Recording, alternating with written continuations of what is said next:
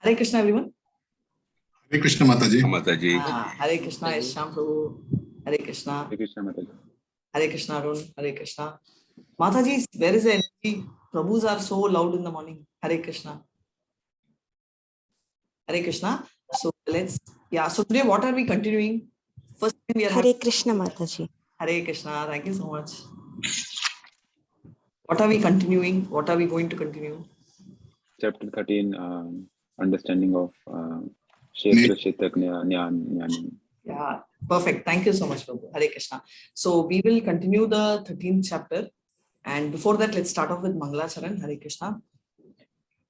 Om Namo Bhagavate Vasudevaya. Om Namo Bhagavate Vasudevaya. Om Namo Bhagavate Vasudevaya. Hare Krishna. Om Ajnanatimrandasya Jnananjala Chalakaya Militam Yena Tasmai Shri Guruve Namaha.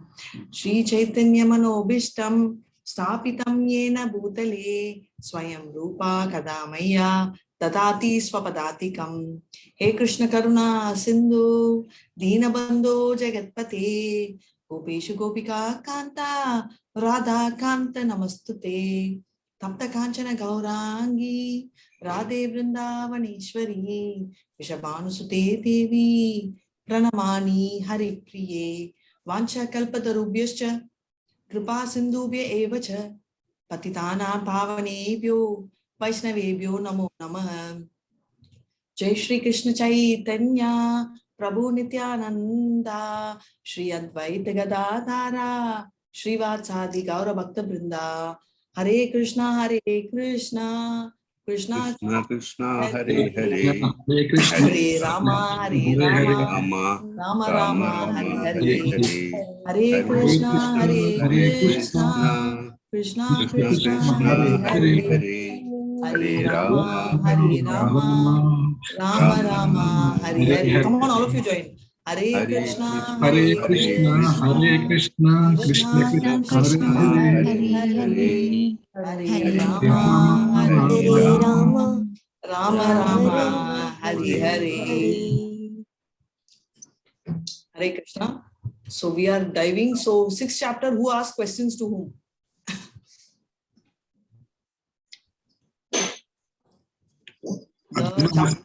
Arjuna asked for Krishna. Yes, that's an easy question because I think everywhere Arjuna only is asking questions. But how many questions does he ask? 6. Oh, perfect, Prabhu. Thank you so much. Ksetra, Ksetrajnä, Vibhäga Yoga, right? So basically, thanks to all of you for patiently waiting for a couple of days for me. So I really enjoy continuing the chapter. Nature, the enjoyer, and the consciousness, right? So we already saw the division of the 18 chapters of Bhagavad Gita, where the first 6 talks about achieving, entire 18 is bhakti, but the first 6 is like achieving bhakti through karma.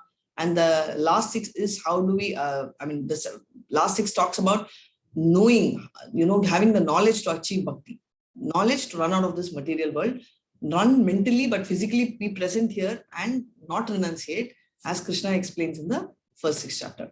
So the middle success, the actual sweet sandwich part, which is bhakti itself. So we spoke about Prakrti. Arjuna asked about Prakrti, which is material nature, Purusa, the enjoyer, Ksetra. Oh, no, I should be asking you all this. So Prakrti, what is Prakrti? Material nature. Yes. Purusa. The enjoyer of Prakrti, that is Krishna. Perfect. And besides that, Ksetra. That is the physical body. Ksetrajnä. Who knows that body? Who knows the body then? Krishna. Only Krishna knows the body. Nobody else knows the body. We also, Soul and super soul. Soul and super soul. Krishna knows everybody. What's the difference then? If both soul and super soul, then both are equal, no? No. Then? Soul are fallible. God is infallible. Okay. Soul is conditioned, super soul is not. Soul is, Okay, it's fine. But also, Arun, what I was perfect, or whatever you all have told is perfect. But what I'm asking is, both know the body. That means both know all the body. Yes. Ksetra knows, means like the soul knows only our own body. Exactly. Super Thank you soul so knows much. everyone's body, like a king knows every field. Yes. Oh, perfect. So that was you remember the analogy also so well. Yes. Like the king who knows all the field, so is Krishna. The super soul knows all the field, right? So this is one thing. So, and finally, Nyam and Neyam. So what is Nyam? Knowledge. Knowledge of what, Prabhu? Knowledge of absolute. So basically understanding Ksetra and Ksetrajnä is Nyam. And what is Neyam? What is Neyam? Understanding the Krishna as the supreme controller. Super soul, not supreme. Paramatma is Neyam. Yes. Right. So therefore, if we notice, if we go to the third verse, we are seeing that Krishna is present permanently, eternally, along with the soul, along with Atma, all the time. But the only problem currently we are facing in the material world is whether we are doing karma kanta or whether even when we are sleeping, we are not even looking towards Krishna. Right? We are looking, can you see what we are looking at? We are looking at money, even when we are sleeping. When we are awake, we consciously look at, opposite gender and other things. When we are sleeping also, we are doing the same. When we sleep, thankfully, that's the time we don't think of anything, because deep sleep is the stage where your mind is completely at rest. However, we don't look at Krishna either. So we've completely forgotten. So this example beautifully Mataji gave, and Krishna is also telling that the various sages are also saying. So he is also giving testimony for himself. So we already saw the platforms of Annamaya. So can someone tell me what is Pranamaya? No, I think Pranamaya. What is Annamaya? Annamaya, Pranamaya, Manomaya, Pranamaya, okay. Anandmaya. Anandamaya. Yeah. After Pranamaya? Manomaya. Jnanamaya. Jnanamaya. Vijnanamaya. Anandamaya. Yeah. And Both are right. Jnanamaya or Manomaya? Yeah. Anandmaya.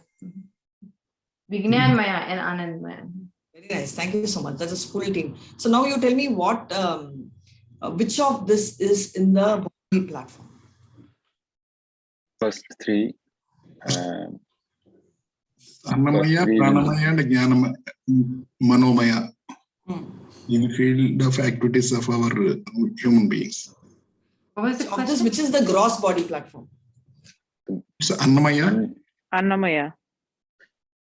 Gross body is Annamaya and Pranamaya, and subtle body is Manomaya, Vijnanmaya, and Anandmaya. Yeah. So that's a gross body. And which is subtle body? Mind, intelligence, ego? Yeah, that I know. But in this chart, Mataji, Anandamaya. Anandamaya is it? Vijnanamaya. Top three is subtle body. uh, Anandmaya, Vijnanmaya, and Manomaya. almost the two will be subtle body, Jnanamaya and Vijnanamaya. Anandamaya goes to? Jnanmaya is a subtle body. Ultimate. Vijnanmaya and Anandmaya. Yeah, Jnana, Vijnana will run to subtle body. But the Anandamaya is actually the super soul. I mean, sorry, not the super soul, the soul, right? So it connects you to the super soul. So that is not just the subtle body, but it goes to the spiritual body, because that's why you have the bliss, right? So that's what is a clear differentiator. Now the scope somewhere for these two people to go there is high, but for this lot to go there is going to take, like how Krishna told, many, many years, right? So slowly you have to go up. So can someone tell me in Annamaya, what is the focus point? Only for food. Correct. Name says food, sapad. And survival. Survival is next. Annamaya is only food. Of course, the four, but then Annamaya is focus, and the consciousness is very sublime. It's very underdeveloped, right? And Pranamaya? Seeks to preserve the life. His life. Sorry, six. Preserve the life. Like. Thank you so much. Yes. Life. It can understand a bit of life. May not preserve the life, but a little bit of life effect is there in Pranamaya. They do. Yes, the Panch Prana. Both of them do care for love and all that, but then that's at a very underdeveloped stage. Right? So that's what is consciousness. Now, Jnanamaya, Manomaya.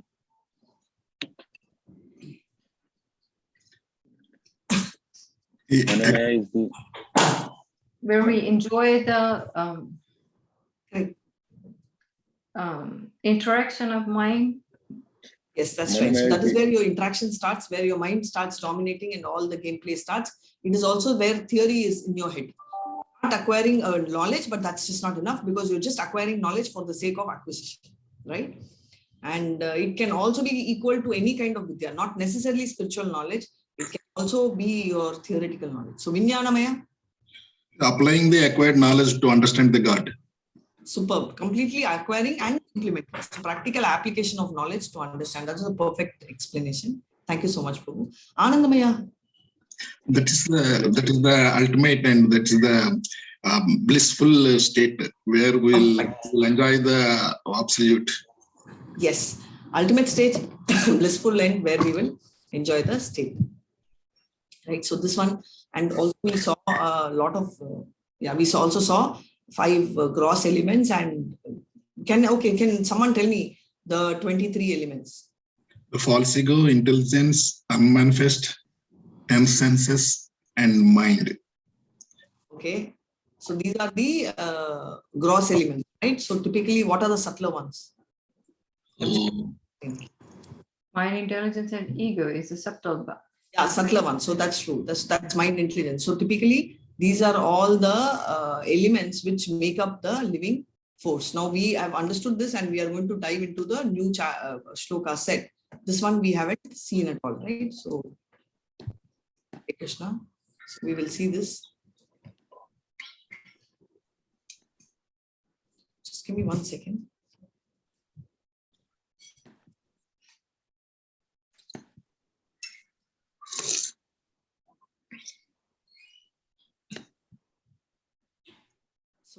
So now what are we going to learn? This is the longest para in the entire Bhagavad Gita, because this one typically has 5 shlokas clubbed together, right? So there's nothing of this sort.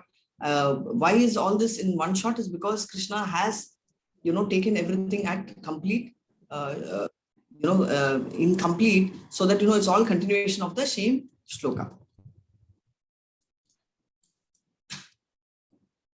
So we are actually jumping into section C, and Krishna further answers the questions which Krishna is not coming on the screen, which is here, right? So Krishna is going to typically talk about the question 5. And what is the question 5? What is the question 5? That's the answer which we are going to get. Today my questions are tough because I taught little and I expect more from you all. So this is what it is. So question 5 talks about jneyam, right? Knowledge. So what is the field and all? So he's going to understanding the body and understanding the knower is what is this section talking about. So Krishna further answers question 5, the process of knowledge and liberation. So this is exactly what it addresses. So it's a long shloka, and whoever wants to read the text after I narrate the shloka can raise your hand and go ahead and read. Hare Krishna. Amanitvam adambhitvam Himsa shanti rajavam acharyopashanam saucham stairyam atma vinigraha indriyarteshu vairagyam anahankara evacha janma mrityu jara vyadi dukadosha darshanam asaktirana vishvanga Putradagragadishu nityam cha samachitatvam ishtanishtopapatishu mai chananya yogena bhaktiravya vicharitai vivikta desha sevitvam arati jana samsadi Adhyatma jnana nitvatvam tatvananartha darshanam etajnanam iti proktam ajnanam tadatonyata. Hare Krishna.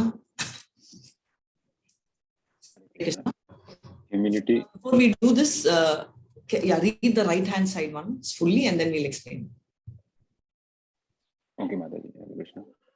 Humility, pridelessness, non-violence, tolerance, simplicity, approaching a bona fide spiritual master, cleanliness, steadiness, self-control, renunciation of the objects of sense gratification, absence of the false ego, the perception of the evil of birth, death, old age, and disease, detachment, freedom from entanglement with children, wife, home, and the rest, even-mindedness amid pleasant and unpleasant events, constant and unalloyed devotion to me, aspiring to live in a solitary place, detachment from the general mass of people, accepting the importance of self-realization, and the philosophical search for the absolute truth. All these I declare to be knowledge, and besides this, whatever there may be is ignorance.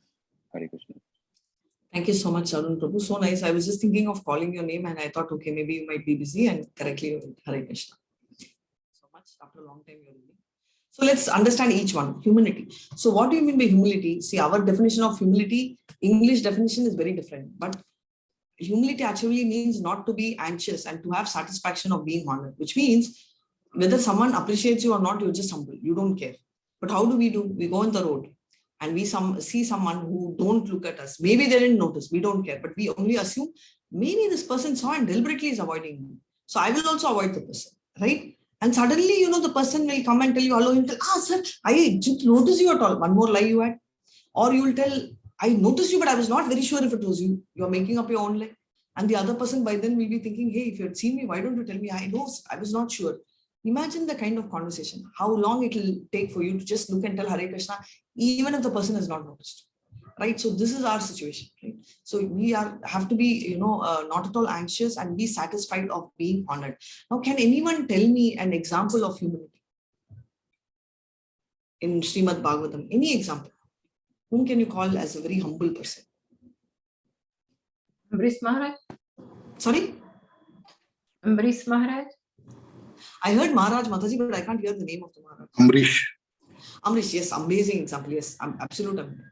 Right? So humble, he prays. In fact, if you see quite a lot of examples we have for humility, so nice about it. Thank you so much, Mataji. Now, second one, pridelessness. Adam Bhikwa. Right now, start thinking of examples because I'm going to ask.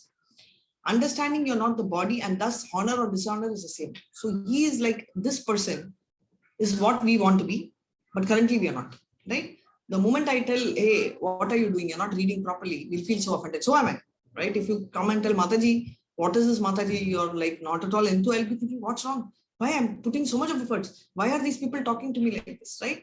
So it will come even, why am I giving this example instead of the house? Because even though we are in spiritual so-called discussion, still during the discussion also we'll have our whims and fancies, right? So this is the challenge which we have. So give me an example again about pridelessness.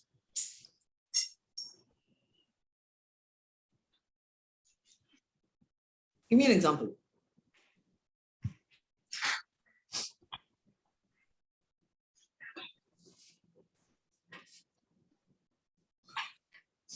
Silence, full silence. Sorry, Prabhu? Full silence, Mataji, no question. I know, I'm just thinking somebody is trying to quickly read off Srimad Bhagavatam 18 chapters, Prabhu. So I'm giving them that time, all the, not 12 cantos. In 2 minutes, they want to read and give me an answer. So I'm fine. So I'll give you the question. I'll tell you where it is also, 5th canto. Still, it's difficult. Bharat Maharaj. Does anyone know the story of, no, everybody knows the story of Bharat Maharaj, right? So in his 3rd birth, right? When he is Jadabharata, he bore the insult of his brothers, right? Stepbrothers. Fine. And also Raghunanda was making him carry his own palanquin. What was Bharat? Bharat was a ruler of the world, right? And Raghugan is a king of one particular place. So imagine he literally never resisted. And even otherwise, even in that Janma, he was a Brahmin.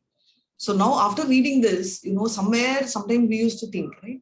Oh, our previous Janma, we should know. Just imagine if in our previous birth, we were like kings and prince and queens and princes. Okay. Forget about some other person trying to make us work. Even in the house, if our mom tells, hey, Radhika, pick up the tomato, you don't ask me, okay, I was a princess or I was a prince in my previous birth. Yes or not? Will this come in our mind or not? Honestly, will we be so humble that like Bharat Maharaj, okay, I remember the previous birth, I was a king, but how does it matter? My ultimate purpose of reaching Krishna did not happen. I am okay to lift the palanquin. But even if I'm lifting, I am still a Brahmin, so I can't stamp. So I'm not going to be careless like a Sudra and walk over the ants. I will take the role of a Brahmana. So my heart continues to be passionate for those little ants, right? This will never come. So this is very important. So this is pridelessness. Non-violence, ahimsa. Unless one elevates people to spiritual knowledge, one is practicing violence. It's a very important point. Ahimsa, even mentally, though we think bad, we call only verbal or non-verbal communication as ahimsa. As himsa, we even think in the mind, because there is a research where they had put a small boy, in a room, and another small boy was asked to think very bad about all the bad things. And that created a lot of distress. And vice versa, when he was thinking good things, he was feeling very pleasant. So therefore, non-violence is at a mind platform. Thankfully, in Kali Yuga, there's no problem. You can think how much of a bad about a person and you won't be penalized as long as it does not come as action. But remember, what you think is what comes as action. So that is a thing. And if you notice, this is why if you see Krishna in the first chapter, 25th verse, he says, behold Arjuna. Why does he say, you start looking, your mind is come into your mind, it will come to your action, right? So if Arjuna is being cautioned by Krishna, how far are we? So it's best that, you don't get into mind games. So there is one nice incident. I was traveling, right? So incidentally, in fact, we were from different parts of India. We all gathered, about 10 of us on a meet, and we were supposed to be absolutely strange because we had all gone for a presentation. And we all realized we all are coming from a bank where we had worked a particular time, like 2-3 years, not at the same time, but then that same period, for about 3 years period. So, I was thinking, oh my God, that, we are, because we always keep telling, right? When we are clubbing with the material world, we should stay away if we are associating with non-devotees, because we will get into talking bad, we will get into gossiping, and we will do that. So I, for the first time, after a long time, of course, it was very nice to see your, the connect. So what was happening? And I was carefully watching, is it what we were doing? Are we really pitching? And then we realized, right, there was a very peculiar thing which happened. So, of course, the day was very long. So we started late. We literally had breakfast at 12, lunch at, we landed and we had breakfast at 12. We had lunch at 4. Literally dinner was late and we were chatting over dinner. And very nicely, it was a very beautiful session of confession, right? Though it did not call themselves as confession, but they were telling all the things they were doing a few years back, because whoever was there also had their boss reporting to them. So it was like a level ground. So they were saying one day that they bunk office, 3 of them, right, part of the same team. And they had gone for a movie, more like a movie, not the film movie, but then the movie which was being showcased, right, the shooting spot. And so normally you don't cling together, right? You are little apart. So that time this boss had messaged about the, where are you? And so he wanted to tell the other guys that, hey, you're only come on a meeting. We are going to tell me and another person. Let's say A is there, B and C are gone on a different meeting, right? To some other place. So it was a relationship sales job, banking, right? So what he said is, he messaged the other guy telling that, hey, just, he's messaging, boss is messaging. So you have to just tell that you are the only one present in this meeting, in some meeting, come to see a producer, whatever. We are on another meeting. So he messaged. Immediately after a few seconds, his boss called. He was wondering, I have not even replied to my boss, right? I have not even replied to my boss, but then why is he calling me? He just messaged, where are you? He said, I'm just sitting, and the boss told, I'm just sitting with the super boss and thanks for your message. He got confused and he looked up and then he realized that instead of messaging his 2 friends who had actually, I have been fooling around, he has messaged the boss itself with his name, telling that, hey, don't tell the boss B that we are off for this place, right? And everybody were there and we were just laughing. So why am I bringing this up is, can you relate how dangerous telling a lie is? Instead, if they had just told, we have the shooting, we're just going for an hour, and it's totally understandable. And that was an empty bank, so they will quite understand. But just to do a lie, to cover the lie, and imagine, and just stop there. And the boss whom he was reporting to was also there. He said, do you know my plight? The message when you sent, I was right before my boss and I had my phone right in front. And this message popped up and his eyes also popped up. So imagine my position. So this half they didn't know. So they were connecting the dots and we were hilariously laughing. We were hilariously laughing out. And then now when I'm reading this, I could remind, just imagine if everybody was honest, right? Telling that, and that too, these guys also told that we took the guts to take a break because, we had already achieved whatever we had to achieve, our targets. So if you've already achieved your job, right, you could have easily said, I'm going for 2 hours with him because I really want to enjoy the shooting part. The boys would have understood. The boss would have taken his call to tell the truth to his super boss, right? Because everybody would have played it fair. It's not a permission. It's more like trying to be with another colleague to understand sales. You could have done the same thing in a better way, but instead look at the lie. And they always say, like, truth comes right before your face. So now the truth came before everybody's face. So tomorrow, even if they go out, everybody looks at them. So even if they go out together for a coffee and tell that we're going to get split for a meeting, everybody. So they were saying that we were so uncomfortable for the few days. Right? These two boys said that we could never even go out for a cup of coffee because everybody would look at us as if we are going to bunk and go for a movie. Right? And even if we genuinely wanted to go for a call, they would not believe us. So the trust factor is completely shaken. And I brought this up because of 2 points. Right? This is one. And second thing is not necessarily if you're going to meet a materialistic person, it has to be about cost. It could be about self-talks. And everybody came and to a particular point, right? And they also spoke. Me inclusive, right? So talking about, we all have this attitude when you start your career and you're just a little about career, and they were talking about how attitude. And that is bang opposite the humility, the first point. And also they were telling, okay, no, now that we're working in MNC, we think we are in a wave, thing, and that too banking, we are in cloud 9 and, we have that attitude. And even if we don't have, someone very beautifully told that we need to show that attitude. Otherwise they will look down on us. And very beautifully, that person came and told, yes, we showed. Why am I telling this? That is called sadhu sangha, where the role is important. So if you are with the like-minded people, even the person who is having humility thinks that, okay, I have to show, right? And I was in that firm, I was working, and there was another person, only person who did not, and I couldn't recognize it. Like I was there so many times. So they asked that even you attended the interview which she attended. I said, yeah, actually what happened? So he very nicely said, yeah, what happened? What happened is because you got it. So obviously I don't get it. It's a one scene. So he said, oh, I'm sorry. No, you don't have to be sorry. It doesn't matter. Why am I saying this? Is because see, after a few years, it doesn't matter, right? All this attitude, absolutely, like in the crowd, in the forum of so many of them, he just said, I lost it. You got it. I lost it.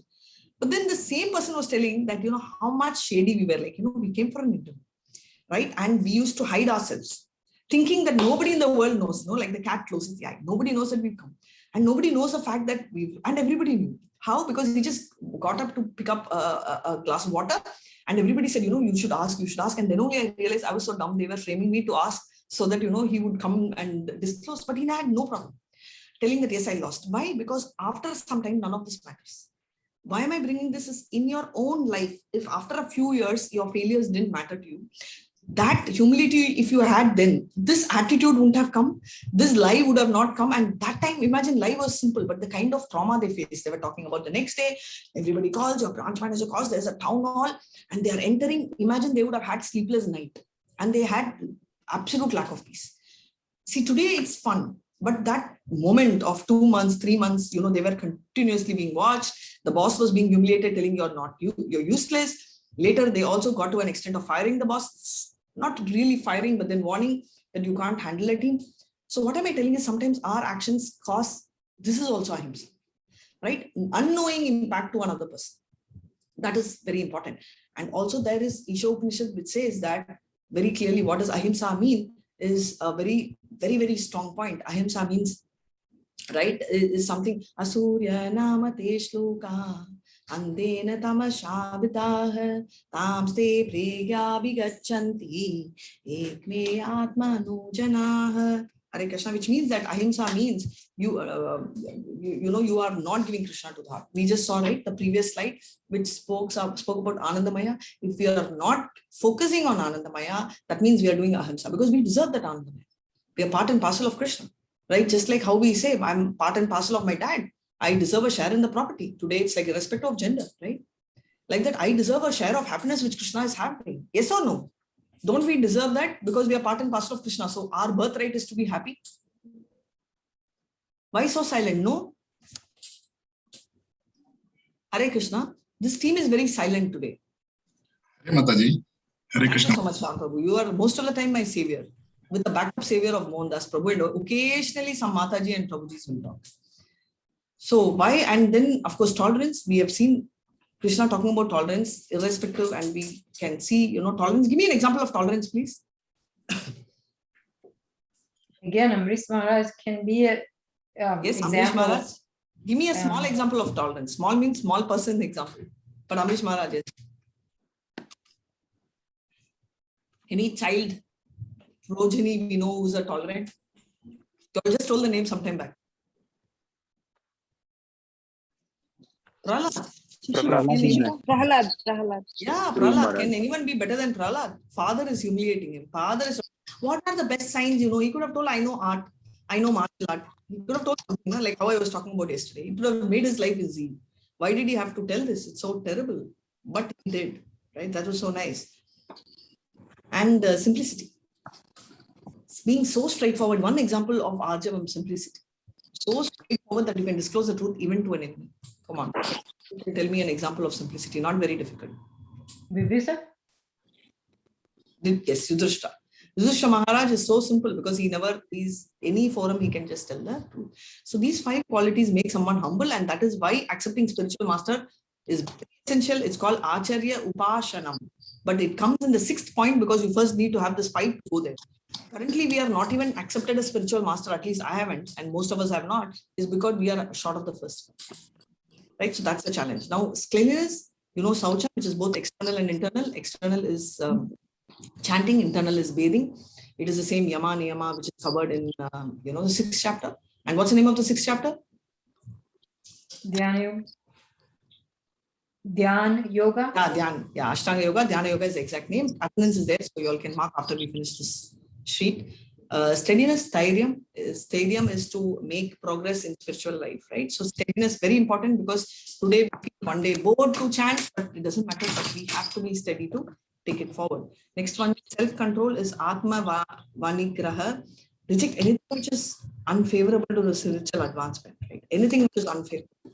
And whatever is favorable, you take it forward. So that is very, very important. Example, I just told you, Sangha, right? They will always tell if it is unfavorable, just avoid. Right? But some people get stuck like yesterday, but then avoid the conversation if it is getting into pitch process. So the same place when I went, I could have had a chance to meet one of my relatives, and my mom told that anyway, you never liked talking, listening to her. Not talk, I don't have a personal grief, but she had this habit of limiting. She would know nothing but only talking bad. So me and mom used to like nod our heads and just be a part of it. But yesterday I just realized, mom said, hey, you're feeling so uncomfortable these days. You even sit and nod your head. So why do you want to go there? I said, thank you so much. When you have told me no need to go to a relative place, I take that as done and I never even visited. So why am I telling you is when you get a chance, when you're stuck like this, it's fine.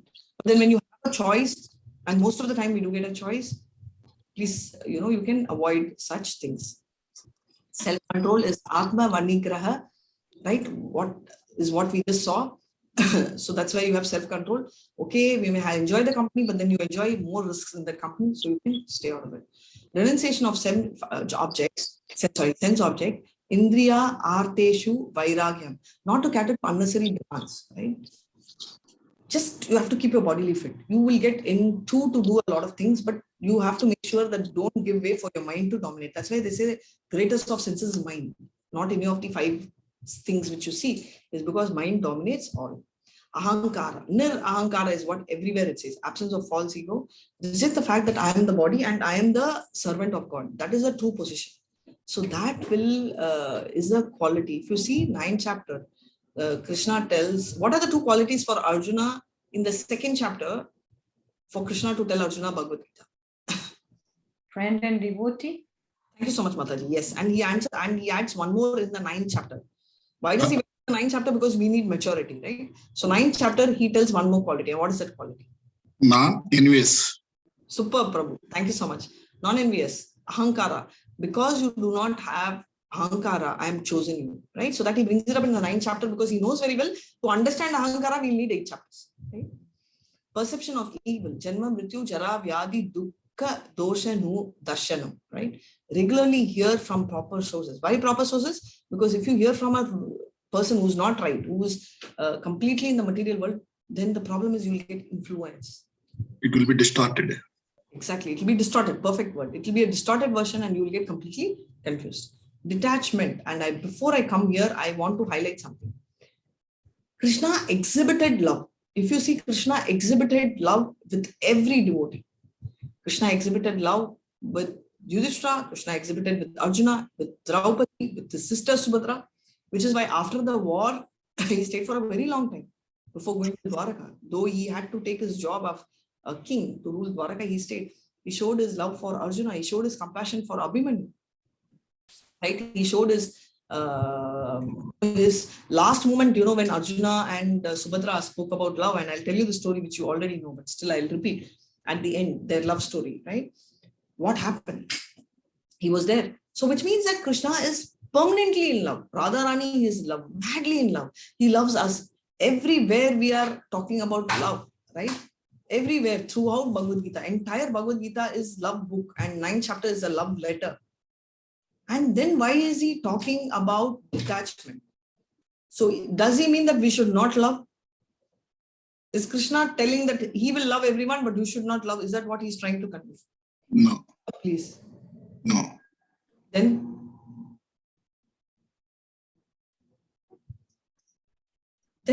what is he trying to tell by asakti? What? Yes, I'm waiting. Hare Krishna. Good morning, everybody. Get up. No, please repeat the question, Mataji. Krishna is always showing love, right? Detachment, right? Basically, he shows love everywhere, right? He's showing love everywhere, right? Be ready to sacrifice everything for Krishna is telling. But Krishna himself is showing love. So what? And second thing is, I'll get the next point. It'll be clear. No attachment with wife, children, family, etc. Anabhishvangam, putradara, graha dyu, right? I should practice. If you can do it in Krishna conscious way. But if you can't, you can even drop them. So he's literally telling that. But he's showing love to everyone. Is he telling us we should not show love? What is he trying to explain? No. We have to show the love, but to the extent what exactly needed. Exactly. So what he's telling is where the love should be to the extent which is needed, and beyond that it is not love, it is choking. So if I have a daughter, and just imagine all of you, relate to your son or daughter, you get up and you tell her, hey, you're so sweet, I love you so much, get up, and I love you so much, why don't you make some cup of coffee, but I love you so much for me, or give me a cup of milk, okay? She will do it for you. Then you tell, hey, I love you so much, why don't you do this, why don't you clean the bed, hey, but I love you so much, okay, get up. Okay, then I tell, hey, I love you so much. I wanted to be a doctor, but I could not because my dad told me that you can't study and we didn't have money. Why don't you become a doctor for my sake? But I love you so much and that's why I'm making you do it. Okay. Hey, I love you so much. This is a guy whom I've seen for you. I love you so much. I wanted to actually marry a pilot. So why don't you marry a pilot? I've selected an amazing pilot. Okay. I love you so much. Okay. Then suppose you tell her, hey, what car you're buying? Hey, I know current trend is to buy a Benz, but then, I always wanted a Maruti 800 and I know it is very difficult to get in the current market, the old model, but I have managed to get a 10-year-old or a 30-year-old car. Please buy it. Oh, no, that's my dream because I love you so much. What will your daughter or son tell you?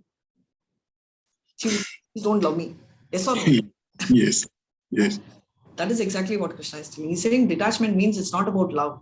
In fact, they are talking about more compassion, right? Even to animals, but be ready to sacrifice, right? Don't get entangled, don't force, don't breathe. Many times I see parents also breathing to the children. I only brought you up. Because of me only you're there. And I heard a conversation where a child, who told you to bring me here? Don't bring me. Who told you? Right? Is it required? I didn't ask you to bring me in this world. That question. See, exactly. So sometimes even kids talk too much, but that's a part. But then these talks are being provoked by us. Right? So that remember. So practice it if you can do it Krishna conscious way. Otherwise, even if you have to renounce, just like Prabhupada gave the option to his wife, please come. All right, please come and join me in Vanaprastha. And she refused, but he didn't stop his mission. He did carry on. Evil-minded as Nityam cha samachitatvam. Ishta nishtha patishu. Ishta nishta. Liking, disliking, right? This happens only when it comes to material stuff. But if you focus on spiritual, none of this really mind, right? So that's why it's evil-minded, even-mindedness. So sorry. Unalloyed devotional service, Ananya Bhakti, engaging in one of the 9 processes. So all this is what Krishna is talking about, and very clearly we have seen. And 4 more, if you see, so far it's all to do with all of us, and the one below which he's talking about is to do with the the sannyasis who are into renunciation, aspiring to live in solitary place. That means not to mix with materialistic people for us, but for them is physically going and austering themselves. Right? Vivikta Desha Sevitvam. Detachment from general mass of people. Again, as I told, it's mostly for them. Accepting the importance of self-realization. Adhyatma Jnana. Give up unnecessary. What we do, give up means we don't give up everything, but unnecessary things like sporting, cinema, social media, too much of waste of time. What you need is news, get that, right? Philosophical search. Tattva Jnanartha Darshanam. Rejection of useless research and philosophical topics, right? You just completely avoid unwanted analysis and all that. So yesterday in the meeting, someone asked me, are you having Insta? I said yes, and then I realized no, I don't have. I said sorry, I think I have an account. I'm not even sure if I have one, because someone would have created, but please don't trust me with any of the social media. The first response, the first thing they told me is, are you serious? Is something wrong with you? This was the expression, as if I've done a crime. Right now, at this stage, we know, we just don't have time. But if this was told when I was probably 16, I would have felt so complex. Oh my God, I am not in sync with the world, right? So why am I saying so? This is very important, right? You should have the Atma Jnana to get there. So process of knowledge is explained 13.8 to 12. Cultivation of qualities mentioned here is the real method of acquiring. And Krishna also highlights in chapter 16, right? 26 divine quality and 6 asurico. Right? Anything beyond this is called ignorance. And now we are moving to 13 to 19. Krishna answers question 6, the object of knowledge. Very clearly, who is the object? We saw Paramatma, Super Soul. And we know only ourselves, whereas Super Soul knows everything. The only devotee can be, only the devotee can understand the field of activities, which we are going to, right? So we have object of knowledge, which is the jneyam, right? Which are 2 people. One is Super Soul is there. This is talking about jneyam. Knowledge about myself is soul, and about all the bodies is a Super Soul. Prabhu or Mataji, please read this. Hare Krishna. 13.13. Shall now explain the knowable, knowing which you will taste the eternal. Brahman, the spirit, the beginningless and subordinate to me, lies beyond the cause and effect of this material world. Hare Krishna. Hare Krishna. So we all know the cause and effect of the cause of the material world. What? Because we want to lord over him. Cause of the spiritual, because Krishna wants more company for him. So he wished the spiritual world, right? And demigods want power, and they are in between. So that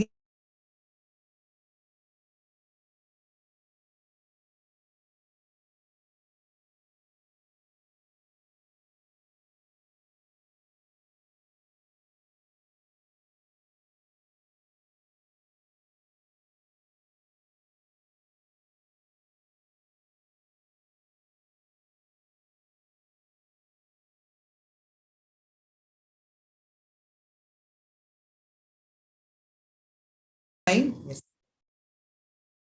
And Super Soul. And what are the benefits of knowing the knowable?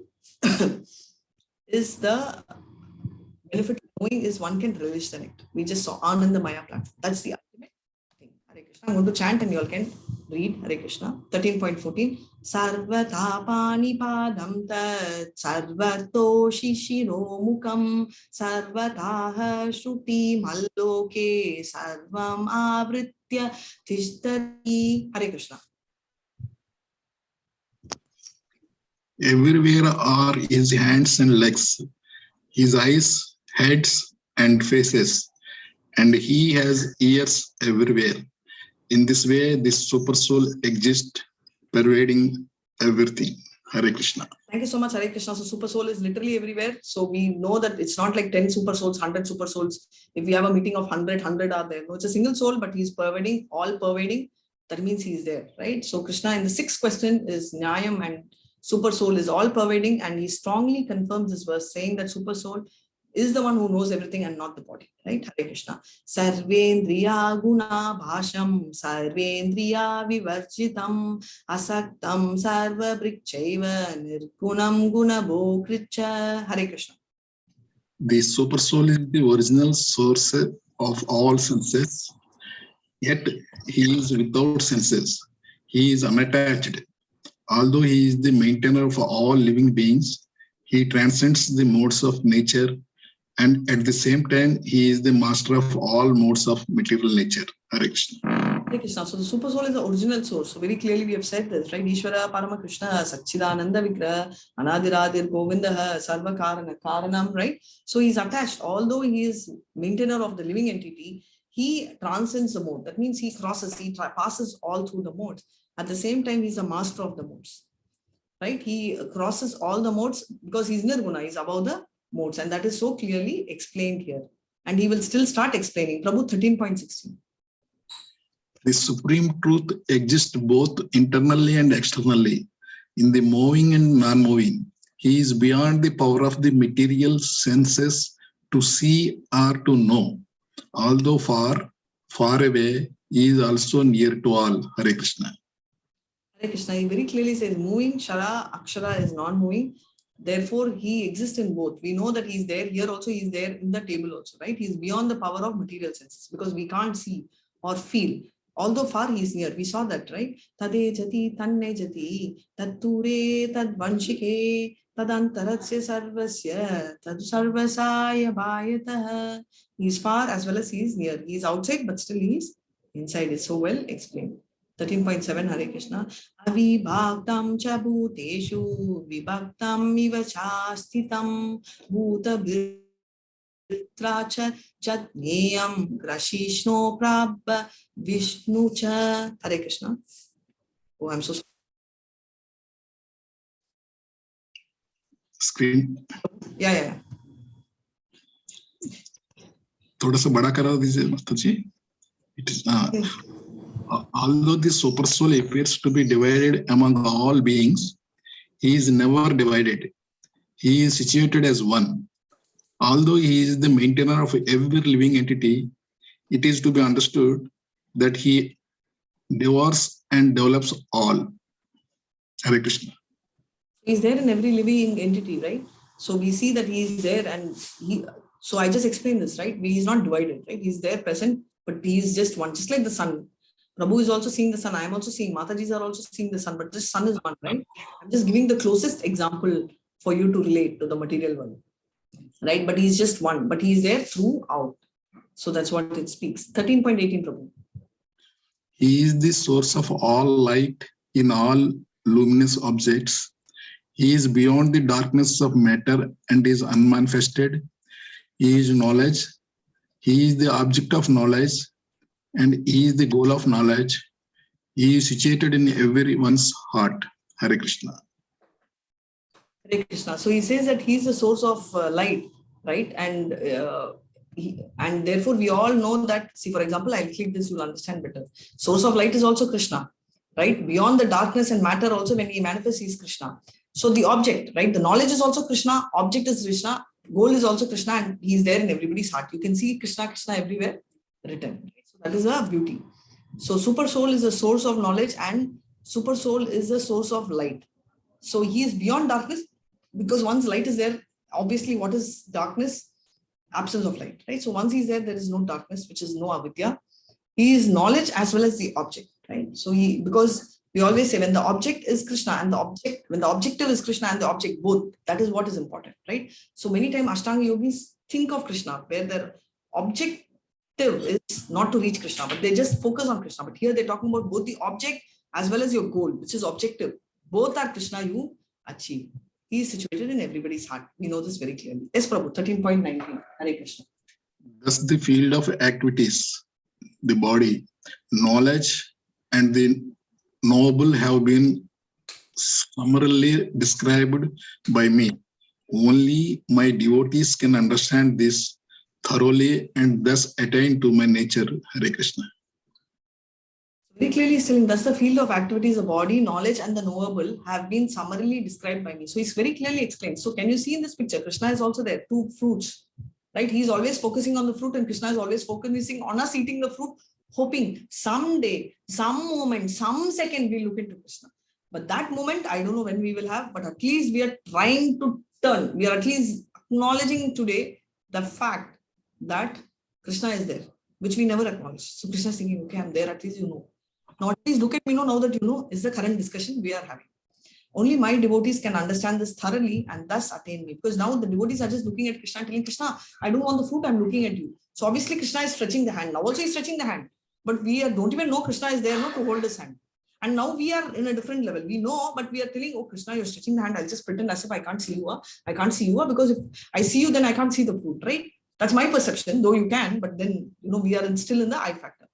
Qualification to understand Ksetra, Ksetrajnä, jneyam and jneyam is what fully could be understood by devotees, right? Only devotees. We saw, right? Mat chitta mat gata pranam bodhayante parashparam, right? Kathayanti cha mam nityam tushtanti ta ramantaram. So what does it mean? Everything, right? This is what are the 5 things. So that's what is written. Field of activity, Ksetrajnä, knower of the field, that is the soul and the super soul are the 2. Jnana is knowable and the process of acquiring knowledge. How do we acquire? We saw proper discipline succession, not from any Tom, Dick and Harry. Jneyam is a super soul, object of knowledge. Remember, in Jnana, it is just not knowledge, it is also the source. So knowledge means understanding and realizing Krishna is everything and following the process perfectly. Vijnana means whatever we have understood, applying that knowledge. Therefore, what do we conclude? And explain that soul and super soul are the knowable. Yes, both of them know. And super soul is ultimate known, right? So we have section E from 13.21 seconds. So 20 to 26, Krishna, oh my God, answers the question 1 and 2, Prakrti, Purusa and their union. Right? So he's talking about Prakrti. Yeah, so we are now moving into the new chapter, Prakrti, Purusa. All of you know who's Prakrti, what is Prakrti and who's Purusa. But still we'll read from here to have more clarity. 13.20. Material nature and the living entities should be understood to be beginningless. Their transformation and the modes of matter are products of material nature. Hare Krishna. So if someone is trying to analyze, where did it arise? 2 questions often come, right? And the 2 questions are beautifully explained in teachings of Lord Chaitanya between chapter 20 to 23. The first question, why did God create me? Because he also wants to be active. No? If he has not created anyone, he'll be inactive. He'll only be sitting there. So God, it is his wish. Really, it's not, I'm not telling his wish, so he will do whatever. No, he wants us, right? So he created. So when he created, we don't know. Now, then why did the material world he create? Because of our wish. For his wish, he created the spiritual world. But our wishes, we want to lord over him. So he created the material world, right? So I just thought, so therefore, that transforms the modes of matter, right? So that means the living entity, again, is beginningless. They have transformed their transformations and the modes of matter are a product, which means whatever the transformation, right? Animal body, human body, again animal body, are because of the modes. So what are the modes? The 3 modes. Huh? 3 modes. Thank you so much. Yes, the 3 mode modes. of goodness, mode of passion, mode of ignorance. Thank you so much, Mataji. Exactly. 3 modes. Thanks, Prabhu. So it's the 3 modes, right? Hare Krishna. Arun, we have an absolute loud voice in this group too, like me. So if you have to tell something, you have to raise your voice. If you're still keeping your soft thing, it's somewhere like a background singer. I keep hearing you on and on. Hare Krishna. Karya karana kartirtva hetu prakritir uchyate purusha sukha dukkhanam bhoktritve hetur uchyate. Hare Krishna. Nature is said to be the cause of all material activities and effects, whereas the living entity is the cause of the various sufferings and enjoyments in this world. Hare Krishna. Yes, so nature, we know, is the cause of all material activities, we know. Fine, all the modes are created, fine. But then we should accept that the modes are created for our sake, right? So the suffering, so nature has given everything beautiful. You can think, okay, Krishna, like how we all gave me this exercise beautifully the other day, opulences. If I see light, I think of Krishna. If I think, you can do that, right? But no, if I see light, I will think of solar system, how I can use the energy. I can also think of how I can, extreme example, bury a dead body and believe that the sun will come, the moon light, the waning light of moon will hide it and the bright sun will burn it up. If we think like that, what will happen? This is what we are actually thinking, right? So that leads to suffering. Hare Krishna. Purusa Prakrti Stohi Bhungte Prakritir Jangunan Karanam Guna Sangosha Sadasad Yogi Janmashu. Hare Krishna. The living entity in material nature thus follows the ways of life, enjoying the three modes of nature. This is due to his association with that material nature. Thus, he meets with good and evil amongst various species. Hare Krishna. Thank you so much, Prabhu. Living entity in material nature just follows the way of life, right? So he enjoys all three modes, not just this. Sometimes even mode of goodness, we enjoy, mode of, passion, and suddenly we may slip to ignorance or come back to goodness, right? So this is what will happen. It's due to the association with the nature. When you have contact, right? When he meets good, then good will dominate, and evil will dominate, right? So therefore, he meets both good and evil among the species. But what happens in situation, they will always tell, right? May come, but you should always try. See, the difference between us and the pure devotee is pure devotee will not have any impact, right? He will see spirit in matter, like how I told about Prabhupada, right? He could see the girl, devotion in the girl with a miniskirt, whereas others saw the miniskirt in the girl with devotion, right? So, but unfortunately, we are those who are still more obsessed with mini skirts. I'm not talking about Prabhus, I'm talking about even Mataji's. Mataji's first thought will be there. Look at her, she has come to a temple with a mini skirt. Look at the God, na? You've come for that, forget the girl. Right? Somewhere I can understand if Prabhus are watching. But why are we Mataji's also watching? If you want to wear, because of the envy, somewhere we have this feeling that, okay, that girl is wearing this mini skirt. I am not able to wear. My God, I have a restriction in my house. Because another girl who's wearing a mini skirt may not even bother. Okay, you're wearing it, I don't care.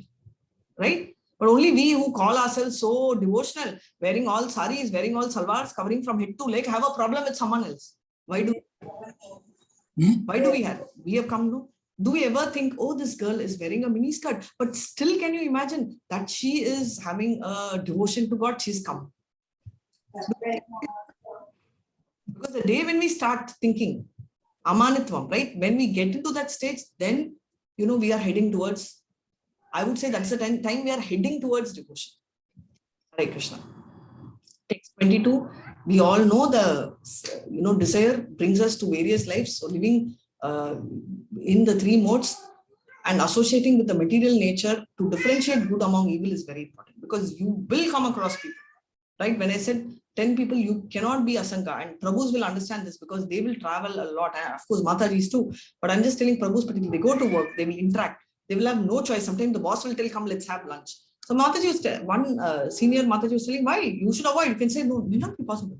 If the boss calls you and tells that, come, let's all go for a lunch meet and let's have it over a drink. Prabhu cannot tell, sorry, Prabhu, I cannot come because I'm against drinking. So if I see drinking, I'll get tempted. So no, he can't. He may have to go there, but he has to differentiate. Going there is not wrong, but can he choose not to drink? That is important, right? So you have to take your mind under control somewhere or the other. Upadrishtanumantacha bharta bhokta maheshwarah paramatmeti chapyuktaho dehismin purusha parah. Yet in this body there is another, a transcendental enjoyer, who is the Lord, the supreme proprietor, who exists as the overseer and permitter, and who is known as the super soul. Hare Krishna. So they are very clearly telling there's a body, there's another transcendental enjoyer, right? Who's that? It is a Lord, right? Supreme proprietor, right? We saw Bhoktaram Yakna Tapasam Sarvaloka Maheshwaram Sukritam Sarva Bhutanam Shantim Rakshati. He's a supreme proprietor, right? He is a overseer and permitter. So these two words are so beautiful, right? He oversees, right? Upadrishta Anumanta. Upadrishta is overseer and permitter, Paramatma. He does not rule you. So that is why he's called super soul. He tells you, he oversees it. And he allows it because based on your sanction. Now, whether you want to go and drink or not, he permits you. It's your choice, right? Because he doesn't force you because of that detachment, right? He says it's not that he hates you, but he doesn't want to force you. I want you to do this. I know. Then you will tell, hey, what the hell? Yeah, I came away from you thinking that I want to enjoy life. Now you're bringing hell with me because you're coming along, right? So Krishna doesn't want that. At least you're not looking at me. You will think that you have to come. Now, if I keep pestering you, what will happen? You'll think you brought hell around me, so I will not come. Right? So that is what happens. Right? Hare Krishna. 13.24. One who understands this philosophy concerning material nature, the living entity, and the interaction of the modes of nature is sure to attain liberation. He will not take birth here again, regardless of his present position. Hare Krishna. So very clearly, the living entity interaction, he will not take birth here again, right? Irrespective of the present position, he's not going to take birth, which we know once we understand all these philosophies. Result of knowing philosophy, very important. Purpose of the 3rd to 18th chapter is, if you understand the philosophy, you understand how material nature, right? The interaction of these modes and the living entity are interconnected. How the modes play, which we will see very clearly in the 14th chapter. It's a very interesting chapter. And after 14th chapter, trust me, first time in my life, there was some Jnäna, which means something we could apply. So don't please bunk the Monday chapter. Mohandas Prabhu just mentioned 14th chapter, very important chapter, also one of the important chapters. So please come, because that is a practical application, how you can apply the modes in the human life, right? Knowing truly and understanding the relationship between the soul and super soul, what happens? Gets us liberated. What is the purpose of knowledge? To understand the living entity is fallen and we have to go back. How to understand our position is very, very important. And that's what is explained now. 13.25. Yes, Prabhu. That super soul is perceived by some through meditation, by some through the cultivation of knowledge, and by others through working without fruitive desires. Hare Krishna. Hare Krishna. So very clearly, some of them are through meditation, Ashtanga Yoga, and some through cultivation of knowledge, Jnana Yoga. Others working without fruitive Karma Yoga, Neshkama Karma Yoga, right? So very clearly, he's saying, understanding all this is what it happens. Dhyanas, which I told, Sankhya and Karma. Yeah? All of you know the picture, who this is? Anyone knows who this is? Yes, please go ahead. Okay, I can't hear you. Sorry? Devhuti and Kapila Muni. Thank you so much. Yes, Devhuti is the mother of Kapila Muni, and Kapila Muni is taking the role of a son, and also a spiritual master. Kapila is none other than Krishna's Shaktivesha avatar, right? His incarnation. And born, his father's name is Kardama Muni. 13.26, Mataji. Or please read, or whoever. Mataji can read. Yeah, whoever, please read fast, but we are like sort of. Again, there are those who, although not conversant in spiritual knowledge, begin to worship the Supreme Person upon hearing about him from others. Because of their tendency to hear from authorities, they also transcend the path of birth and death. Very clearly, right? They descend the path of birth and death because of just hearing. So important. Now, the last section, 27 to 35, Jnäna-caksusä, vision. The vision of knowledge, right? We are going to see this Jnäna-caksusä. So one can see the super soul, living entities, and material nature in proper perspective, sees through the eyes of knowledge. Very clearly can see. 13.27. Hare Krishna. Before you read, Mohandas Prabhu has put attendance, please mark. And Mohandas Prabhu, you have Prabhupada's video to play after this. Okay, Mataji. Yeah, please keep that ready. Yeah, please, Mataji, please go ahead. O chief of the Bharatas, whatever you see in existence, both moving and non-moving, is only the combination of the field of activities and the knower of the field. Hare Krishna. So he says very clearly, chief of Bharatas, whatever you're seeing, right? Shara, Akshara, is nothing but this combination of fields, right? All these modes playing, we desiring, this is the same thing which is coming. So let's understand a little more. So what is happening here, right? We are thinking we are in a free world, but we are all present, right? Inside this jail of material world. Very beautiful picture. I like this, right? On the other side, we think, oh my God, if we go there, we will be in jail, because we see from this picture, it gives a feeling that we are outside and Krishna is in the jail. But the fact is we are in the jail, but that is the elevation that we have to realize. Spiritually realized person can distinguish between spirit and matter. So what happens moving and non-moving, whatever you see in existence, only as a combination of all this, right? So that becomes important. 13.28. Samam sarveshu bhuteshu tishtantam parameshwaram vinashtyan svavisnasyam tam yaha pashyati sapashyati. Pashyati means see. Yes, go ahead. One who sees the super soul accompanying the individual soul in all bodies and who understands there neither the soul nor the super soul is ever destroyed actually sees. Exactly. So he's actual seer, right? Otherwise, they won't understand. Like Arjuna, when he was in a bewildered state, he said, "Oh, this is my uncle, this is my thing." He said, "No, they won't get destroyed because soul can never be destroyed, right?" So, and this one is, we saw this in the 5th chapter, right? Vidya vite sampanne graminaste suni astini suni chaiva swapa keva pandita samadarshina. Who's a pandita? Who's a uttamadhikari? Who's a dhira? Who sees everyone with an equal vision. He doesn't see any difference between a soul and a super soul. And how is that possible? Because by proper association and knowing that.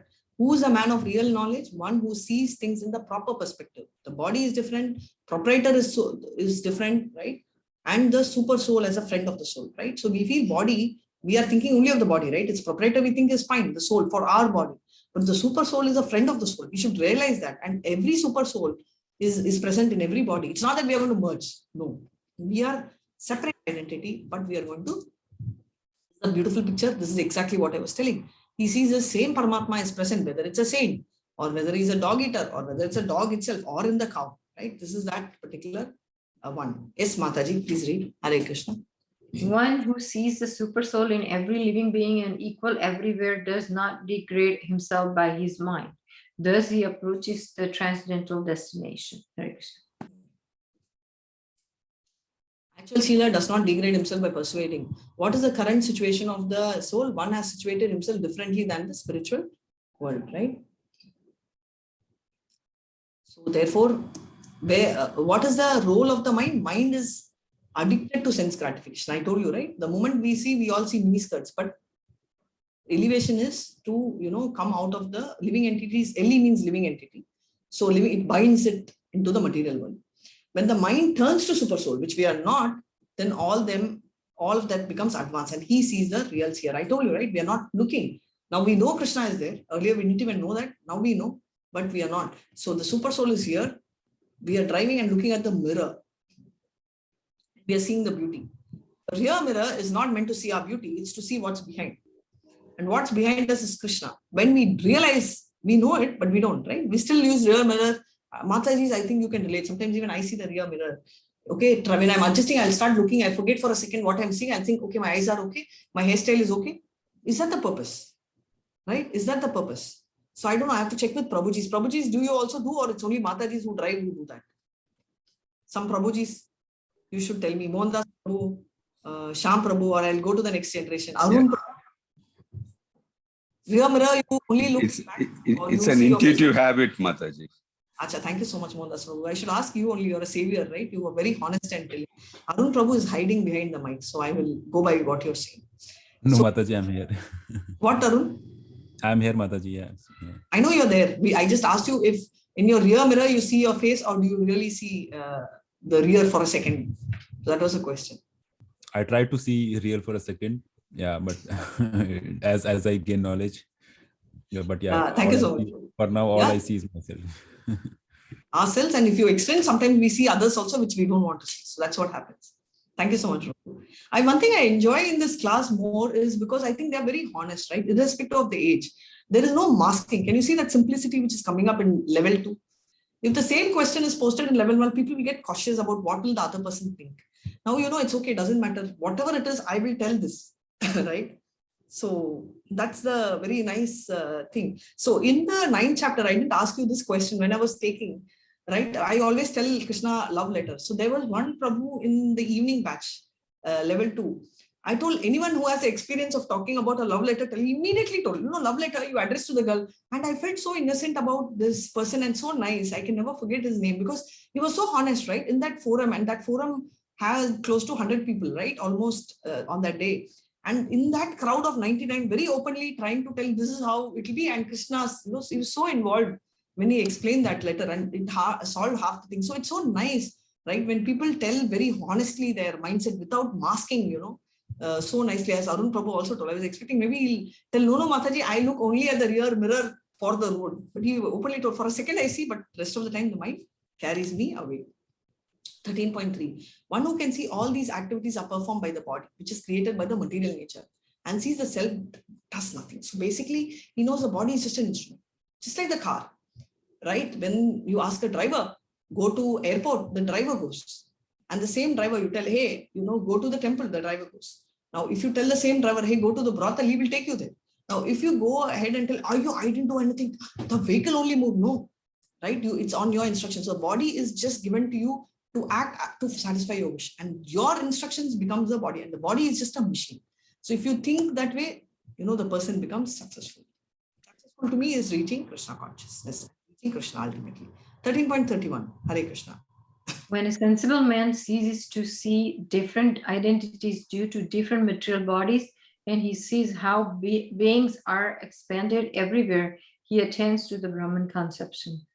Hare Krishna. So very clearly, when the sensible man ceases to see different identities due to different material body, right? All material body he understands. It's only because of the fact that I have got, and this is just a Brahman concept, expansion of soul, right? He attains a Brahman. Right? Brahman here doesn't refer to the Brahma Jyoti, but he gets to that spiritual platform because he does not see difference. That's a Uttamadhikari stage, right? He doesn't see the differences at all. So what is the vision of a seer? Right? All activities are performed by the body, and this body is given by the material nature. I do nothing. Right? So that's very clear. So there's no I factor here. When does he attain the Brahman conception?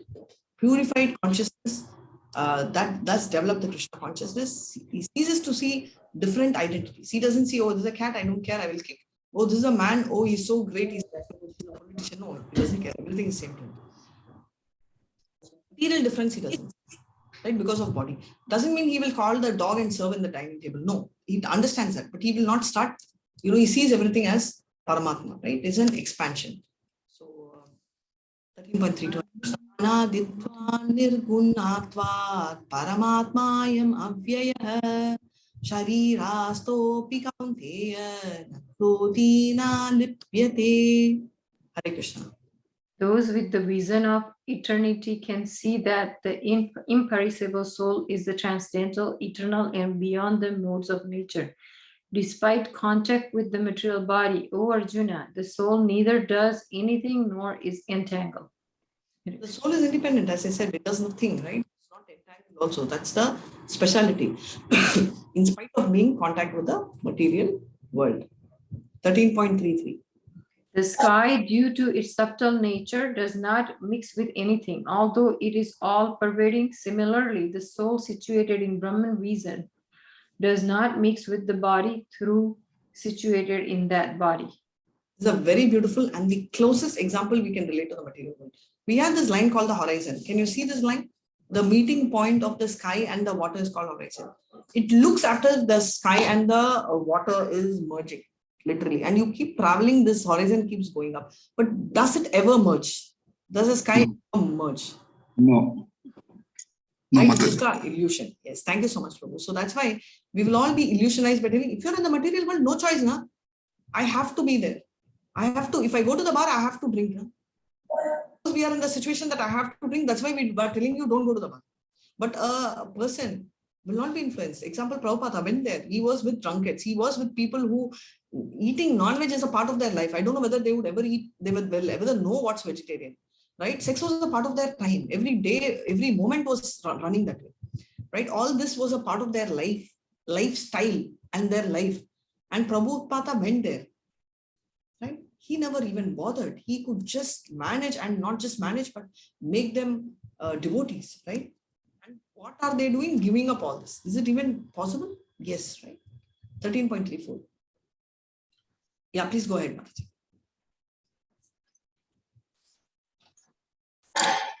O son of Bharata, as the sun alone illuminates all this universe, so does the living entity. One within the body illuminate the entire body by consciousness. Just as the sun illuminates the entire universe, what is a life force? If I pinch you, you will know today because you are conscious, you are alive, even in coma. But if we are dead, right? If the conscious leaves, the body means nothing. Though we decorate the dead body and take it, what difference? It's having no value. Whereas nobody even sees how well their body is decorated. They will just turn their face. Okay, it's going. But if you wear the same jewelry for a wedding, everybody stays it, right? So the value of that body is as long as there is life present in it. So one within the body, that illuminates the body, not the jewel, right? So that is consciousness. Ksetra Ksetrajnayorevam antaram Jnäna-caksushu bhuta Prakrti moksham cha evaduryanti te param. Hare Krishna. One who knowingly sees this difference between the body and the owner of the body and can understand the process of liberation from this bondage also attains to the supreme goal. Hare Krishna. Krishna. So one who knows the difference between the body and the owner, right? We know that I am the body, but I'm not the owner of the body. Only then you will be able to achieve the liberation. For example, very clearly seeing the eyes of knowledge, the difference between the body of and the knower of the body, the process of the liberation from the bondage, right? I know only my body, but if I know that Krishna knows everybody's body, then I will achieve the supreme abode. So very clearly, a quick recap of the 13th chapter starts with 6 questions and Krishna answering Ksetra and Ksetrajnä in the 2nd to 7th verse. The 5th one, which is jnanam, the process of knowledge and liberation. What is the process, right? So that is from 8 to 12. So that is explained in this verse. The 6th one, which is name, which is the object of knowledge, which is Krishna himself, is in 13 to 19. So very clearly coming back, the only doubt you'll have is jnanam. So that is understanding 3 and 4 is only jnana, right? The process of the knowledge. And he's talking about the Purusa, Prakrti and their union. What is the relationship between Purusa, where we consider ourselves as a Purusa, which is fine. But if we are also mini Purushas, which is true, the actual Purusa is Krishna, but the Purusa here is referring to us. And we are in touch with Prakrti, the material nature, the union. So what happens? If we have Jnäna-caksusha, vision of knowledge, we will not be covered by the fact that I am the Purusa. We will know that I am mini Purusa and I can go to the Param Purusha Krishna by understanding and not getting entangled with material world, even though the 3 are dominating us here and there. So Hare Krishna, thank you so much. Vancha kalpa darubhyascha kripa sindhubhya evacha patitanan pavanebhyo vaishnavebhyo namo namaha. Hare Krishna, come on all of you. Hare Krishna, Hare Krishna. Hare Hare, Hare Rama, Rama Rama, Hare Hare. Hare Krishna, everybody. Hare Krishna. Hare Krishna, Mataji. Hare Krishna. Mohandas Prabhu will play Prabhupada's video. Just watch and I will take the questions after the video. Hare Krishna. Hare Krishna. Please stay. I'm planning to tell a story also. Mataji. Prabhu, take the question after this, after the video. Hare Krishna. Hare Krishna.